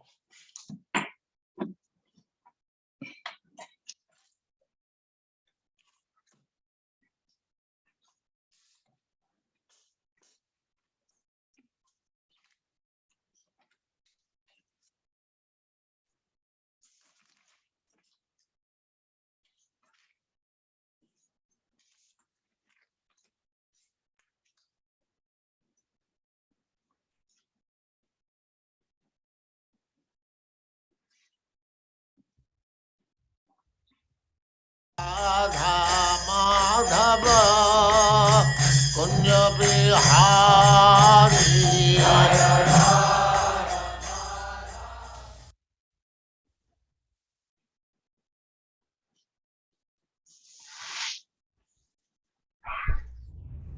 Prabhupada, who's Krishna? Krishna is a historical personality, but he is the supreme personality of God. According to Vedic literature, we get information that God comes within all kinds of societies, not only human society, but in animal society also. And why does he come? When does he come? These descriptions and informations are there in the Vedic literature, very nicely. So one has to study.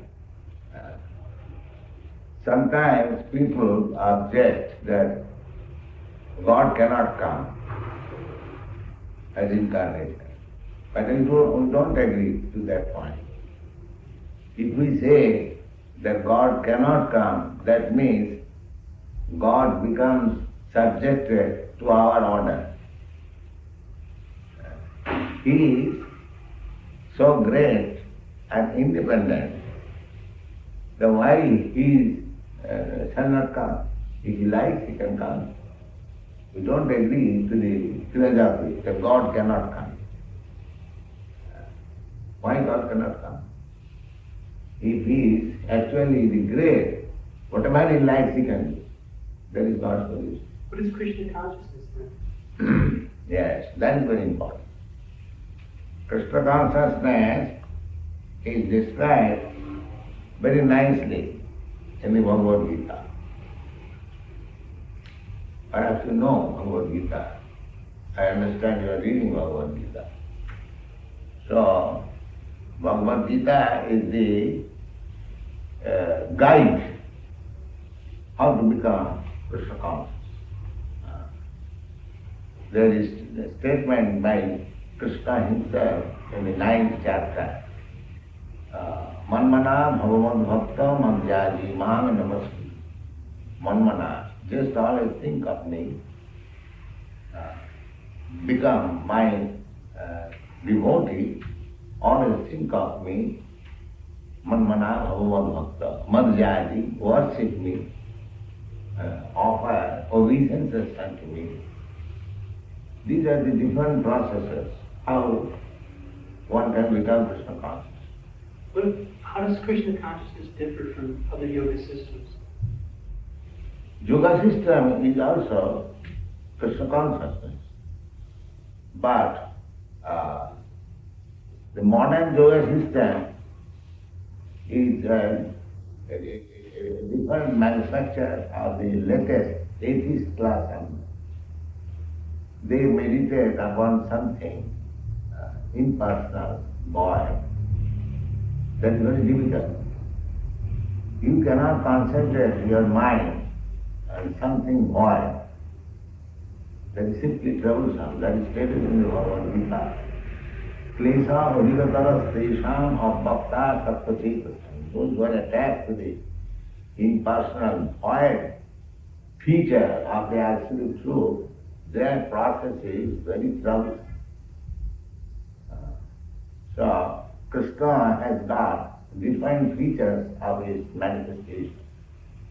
The first feature is impersonal. The second feature is localized. And the third feature is localized by the Supreme. So, generally, the yogis, they try to concentrate on the impersonality. Actually, they should have concentrated on the localized feature. The localized feature is called Parama, and the impersonal feature is called Brahma, and the personal feature is called Bhagavan. That is explained very nicely in Srimad Bhagavatam. The absolute truth is one. And personal and localized, the thing is one, but according to a different vision. In the beginning it is impersonal, further advanced it is localized, and further advanced it is personal.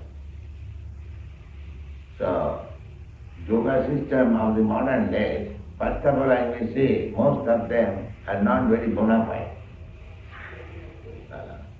They are simply humbug.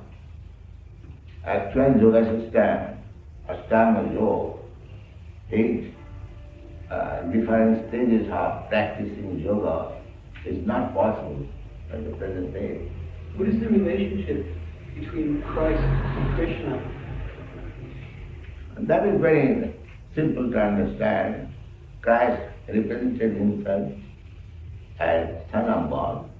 So we have no objection to accept him as Son of God. In the Bible, the Lord Christ said that the only way to worship God is through me. Yes, that's fine. Because unless you get association of a devotee, there is no question of God realization. So, this is Christ, the devotee, So one has to associate with the devotee before realizing God. But it is not that God has got only one devotee. If God is unlimited, He has unlimited devotee also. That is real philosophy. But the philosophy which was spoken by Lord Jesus Christ, that society was different from the society where Krishna appeared, or Krishna spoke, just like Krishna spoke to Arjuna. And Jesus Christ spoke to some Israel, the shepherds, with his status of life and their understanding different. The representative of God speaks according to the circumstances, according to the country. So it was good for the people at that time. They should have concentrated through Jesus Christ.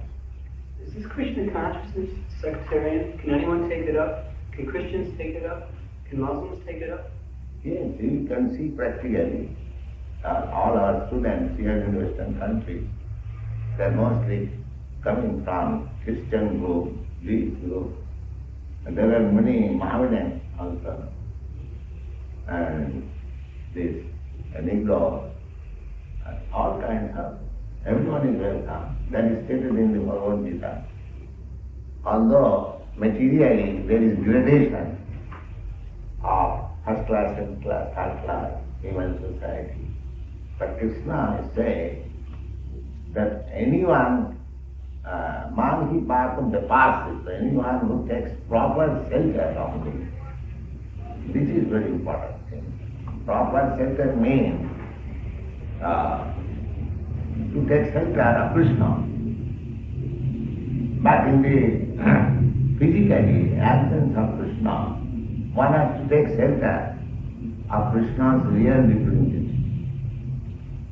Then anyone will understand this Krishna philosophy and will be elevated to the highest platform or understanding. Rolling. With what authority do you teach this Krishna consciousness? I told you, Bhagavad Gita is authority. Just like when you go to the law court, you speak on the law.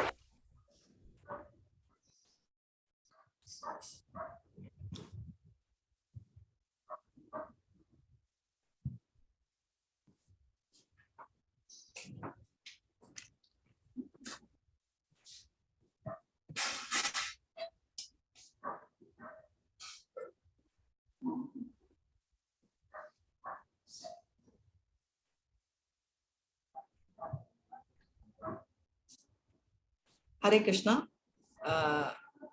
Yes, Prabhu, Mohandas Prabhu, you had a doubt, you can ask. Anyone has doubts, you can ask. Yes, please go ahead, Prabhu. Mataji Shamprasad here. Huh? Mataji Shamprasad here.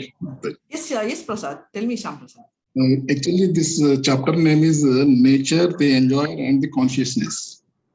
Yes. But now asked only about the nature and enjoyer, but not consciousness. And regarding this consciousness, also we have not discussed anywhere except one. Very nice observation, Prabhu. But we have, if you notice, in all the verses, I'll go back to the summary. If you see everywhere, the whole thing is talking about consciousness. Even if you see the Anandamaya platform starting at the beginning, right? Just give me 1 second, Prabhu. If you see the chart, the whole chart summarizes only the presence of conscious. Otherwise, there's no point in talking at all, right? If you see the class, the first part of the class which we took, this chart talks, the whole thing exists at consciousness. If you see, the whole chart is mapped up to the extent of the level of consciousness present. The Annamaya platform has a low consciousness, Pranamaya high, and Anandamaya is the highest consciousness. In fact, the whole chapter is actually revolving around the presence of consciousness. We also, so it starts with that. And if you see the summary of that, right, if you see here, what is, though the word consciousness is not used, we have seen that somebody who can treat everyone equally, right? That is what these two says, and not mix, be in the material world and not get mixed. That means consciousness is clean, right? And also it says in the previous chapter, in the same chapter, a couple of verses where it says that Krishna, we do not know when the world, life came. And when we're talking about life, it means he's talking about consciousness, when it originated. We also spoke about the fact that Krishna brought spiritual world for his happiness, which means the consciousness, we are part and parcel of Krishna, and that consciousness is what is Krishna conscious. And that if we maintain in this earth, instead of being in the material world, we would have been in the spiritual world. Because we wanted to lord over Krishna, therefore we want to forget Krishna, and that is why the whole story has come. So when we are talking about what is consciousness, it is the presence of the soul. And this is the underlying point, right? So this is the whole concept, right? So consciousness is what is discussed here. In fact, I would say Purusa and Prakrti are discussed less, whereas consciousness is discussed so much, right? If you see the first one also, what is it? Ksetrajnä. I know about myself. I am the body. They are clearly differentiating. Body is different. Soul is different. Soul is what? Consciousness, right? So very clearly they are differentiating the soul is the symptom of the soul is a consciousness. So everywhere they're talking knowledge of our body. Krishna knows other bodies means what? He's not talking about Krishna knowing. Of course, he also knows. He also knows what nail polish I'm wearing, what haircut you're having. Fine, but he's also talking about the consciousness, right? He knows about every, not just the field, but the activity of the field. Activity of the field is induced by the consciousness, right? The field of the body, but how does the body act? The body acts on the directions of the soul, which is nothing but the consciousness, and everything is action. If there's no consciousness, there will be no action, right? So very clearly, that is what is summarized here. So in fact, if you highlight the word consciousness, I can tell you that every verse here, directly or indirectly, addresses consciousness at every single verse in this chapter. Prabhu, I would suggest you go back and read, and you will know this. But if you still have a challenge, yes, we'll take it up. But if you can still ask me if you're not convinced. May I say something, Mataji? Yes. Yeah, Mataji, one more question, Mataji. Sure, Prabhu. Prabhu, 1 second. I think Mataji wanted to add something here. Yeah, so the Arjuna asked for the 6th question, but it's about the matter, spirit, and knowledge. So knowledge is about the jneyam and jnana, which is a consciousness, isn't that? Jnanam and jneyam is about the consciousness. Yeah. Prakrti and Ksetra is a nature, which is a matter. See, jneyam is actually Paramatma. No, jneyam is not consciousness in the truth. Jneyam is talking about Paramatma, is the object of knowledge. Jnana and jnana. Okay. So Jnana is knowledge. So jneyam is the Paramatma. He's talking about Krishna directly. Right? Here, consciousness is not directly asked, but everywhere he is trying to bring a link as to what it is. So when Arjuna is asking the 6 questions, which seem to us like the material questions, but everything is trying to connect the consciousness to the Anandamaya, the ultimate platform. Hare Krishna. Yes, Mohandas Prabhu. Mataji, one more question, Mataji. Mataji. Yes, Prabhu, listening. In your previous lecture also you said that the soul, its symptom is consciousness. Okay, and now my question is, there is one more word comes as the prana, the life. What is is there any relation, or is there any? It's the same thing, Prabhu. Language is different. Prana is consciousness. Basically, the presence of prana. See, consciousness is a very wide term. Prana is also presence of consciousness, but consciousness is in the prana is at a lower level, like a small child. A small child also has life. It also has consciousness. Yes or no? Yes. Right? So if I'm going to take a knife before the child, why does the child be quiet? If I come with a knife, what will you do? You will use consciousness and your thinking will become so high. You will first defend. Then you'll think, I think Mataji is making fun. She won't mean harm. So much of thinking process is going. You'll also laugh.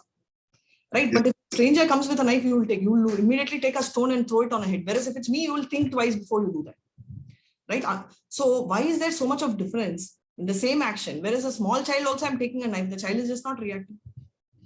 Yes. So consciousness is definitely the life force, but the development of the consciousness depends. So the development of the conscience for the baby is very low.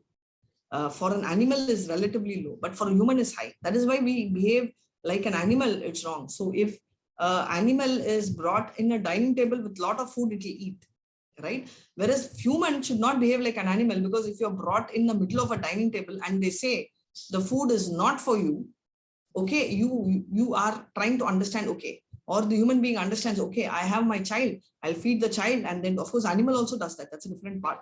But what I'm trying to tell is, okay, the guest has come, so I will first give to the guest, maybe it's a better example, and then I leave. But an animal won't understand. The guest has come, no, it's not going to understand. Like I already have 2 cats and my neighbor dropped a cat, right? So you think my cat is going to wait? Okay, the new cat is a small 2-month-old cat. It's a guest for my house.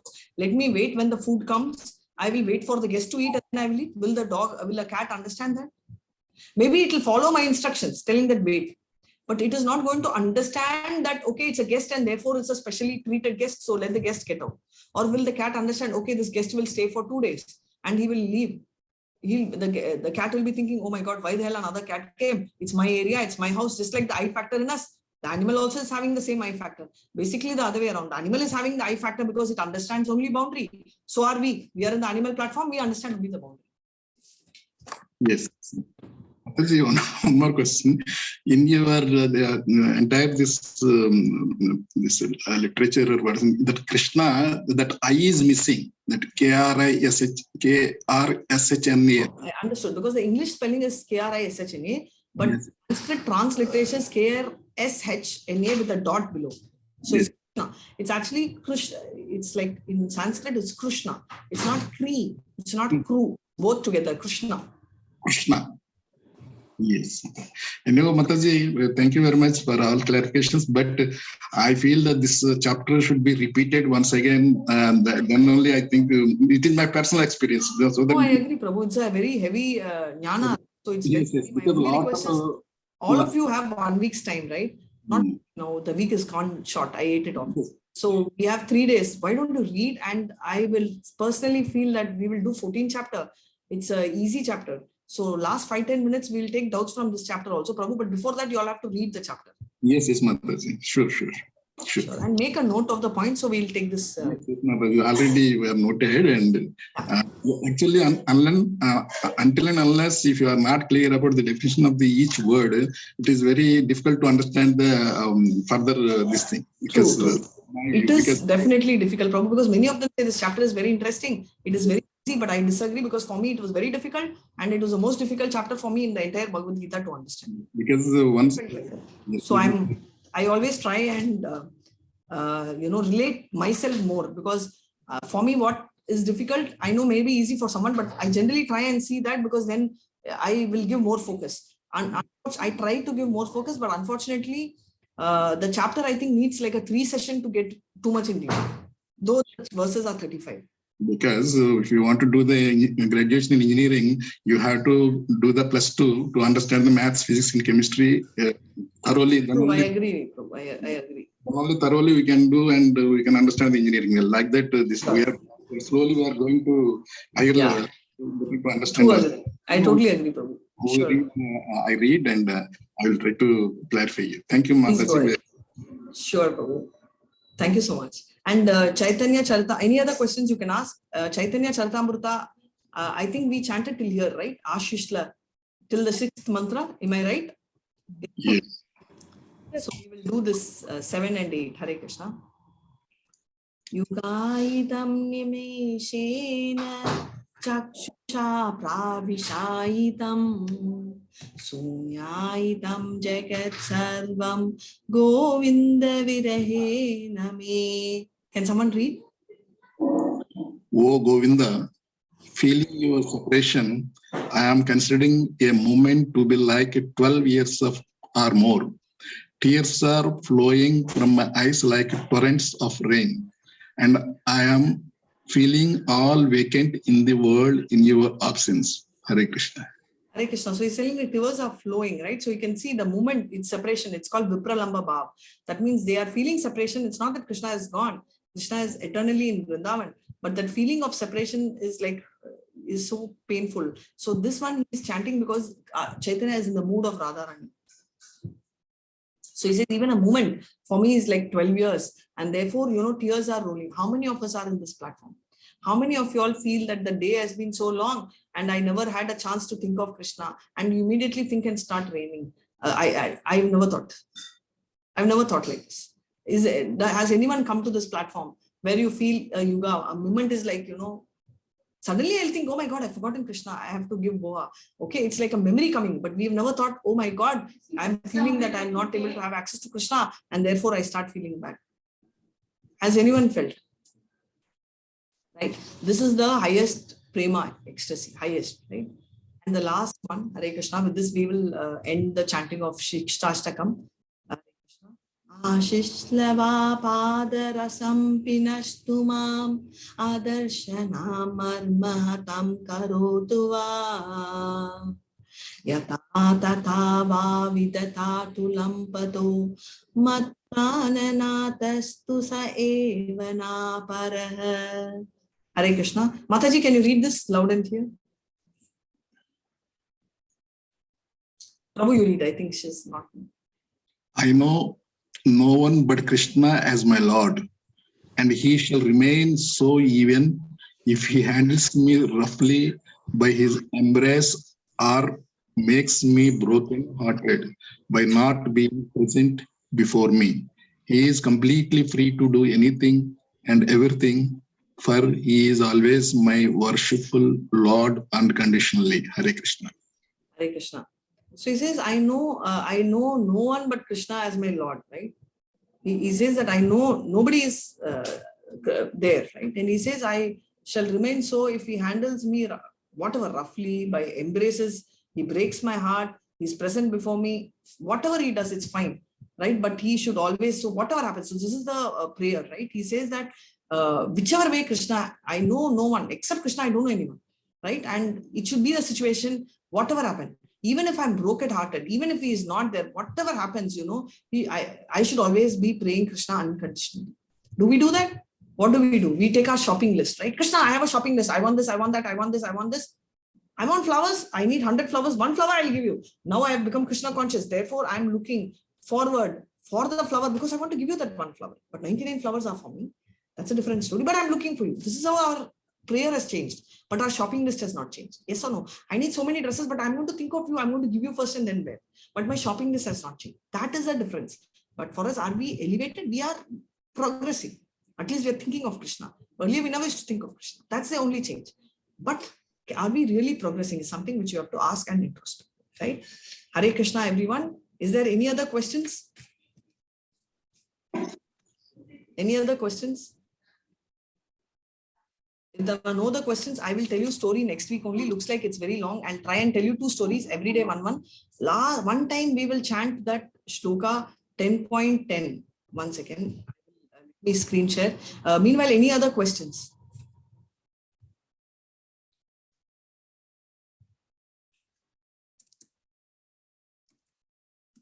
Any other questions? No questions? Okay, no problem. I would be happy you all can chant. I know 10.11 we have to chant, but it's long, so I wanted to revise this. And the next week we will do 10.11 and revise everything. Hare Krishna. Mataji, anyone knows by heart can tell this? Anyone knows 10.10 by heart?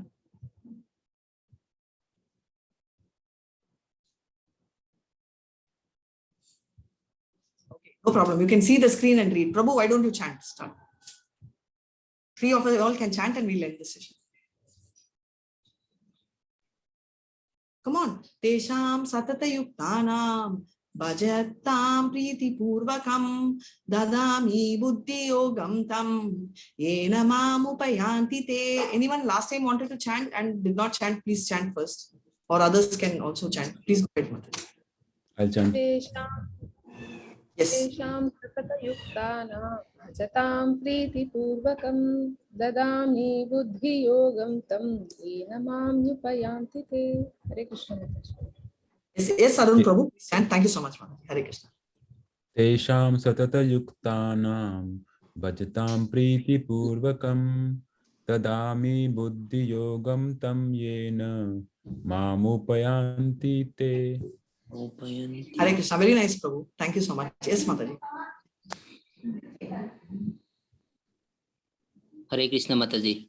Yes, Prabhu, please. Yuktanang bhajatang priti purvakam dadami buddhi yogam tam yena mama upayanti te. Thanks, Mrinal. So well you're chanting. You should be more active. You should read also in the class once in a way. Okay, Mataji. Hare Krishna Mataji.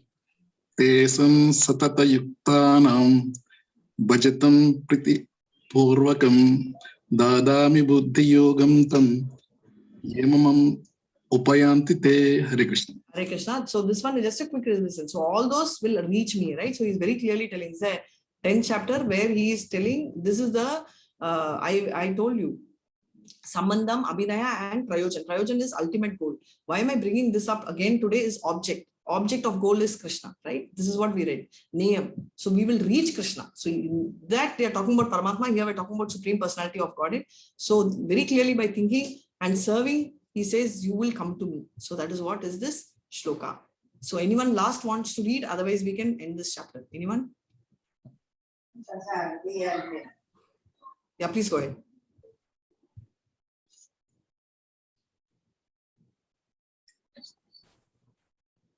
Hare Krishna. Okay, no problem. So I'll close this session. Hare Krishna, all of you. Thank you so much, and Hare Krishna to one and all. Hare Krishna Mataji. Hare Krishna. Thank you so much, Prabhu. Hare Krishna. Hare Krishna. Hare Krishna.